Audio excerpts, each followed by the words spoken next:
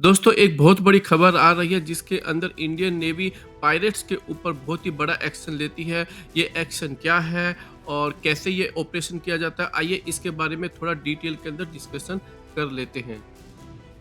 दोस्तों बुल्गारिया के एक कमर्शियल शिप को सोमालिया पायरेट्स हाईजैक कर लेते हैं और इसको बचाने के लिए भारत का जो कोलकाता क्लास का जो डिस्ट्रॉयर है वो एक्शन में आ जाता है और वो उस शिप के पास पे पहुंचकर उसके ऊपर एक एक्शन लेता है। सोमालिया पायरेट्स जो है वो भारत के जो ड्रोन है उसको डिस्ट्रॉय कर देते हैं और भारत के डिस्ट्रॉयर के ऊपर भी जो है वो गोलीबारी करते हैं और भारत का जो कोलकाता डिस्ट्रॉयर है वो उसके ऊपर जो है जवाबी कार्रवाई करता है और उस एक तरीके से उसकी मूवमेंट को बंद कर देता है।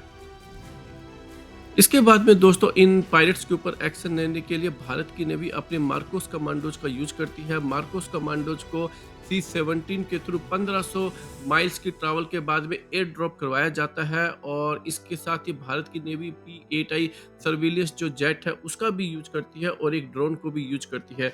तो एक तरीके से भारत की नेवी काफ़ी सारी अलग अलग टाइप के एसेट्स यूज करती है इस पूरे ऑपरेशंस के अंदर।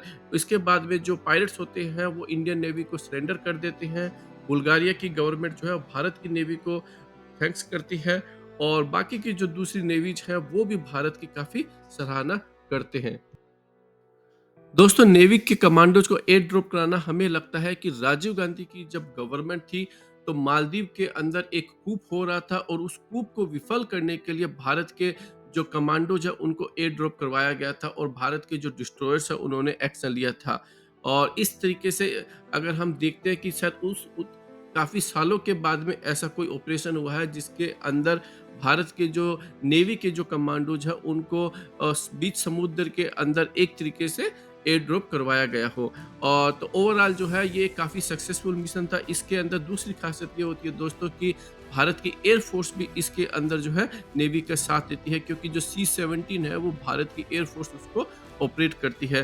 तो ओवरऑल ये एक काफ़ी सक्सेसफुल मिशन था और ये वैलिडेट करता है कि भारत की नेवी और भारत की एयर फोर्स दोनों एक साथ किसी भी ऑपरेशंस को करने के लिए हमेशा तैयार है।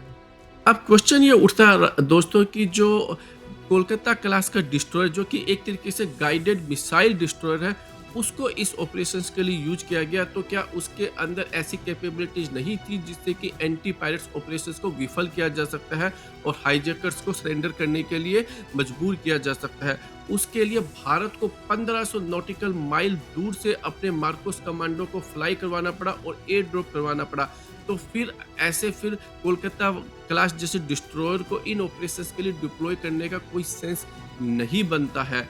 और या फिर ये है कि भारत जो है एक तरीके से भारत को एक मौका मिल गया जिसके अंदर एयर फोर्स को भी यूज किया जाए और इंडियन नेवी को भी यूज किया जाए और एक जॉइंट ऑपरेशंस किया जाए। एक तरीके से ये एक एक्सरसाइज भी भारत के लिए हो सकती है। तो ओवरऑल जो है ये एक थोड़ा सा क्वेश्चन अराइज करता है क्योंकि जो कोलकाता क्लास का जो डिस्ट्रॉयर है क्या उसके ऊपर मार्कोस कमांडोज या जो कमांडोज होते हैं क्या उस पर नहीं है। उस भारत का जो कोलकाता क्लास का जो डिस्ट्रॉयर है उसके ऊपर हेलीकॉप्टर भी होता है। तो फिर जो है 1500 नॉटिकल माइल दूर से 10 घंटे की ट्रैवल करने की मार्कोस कमांडोज को क्या जरूरत पड़ गई।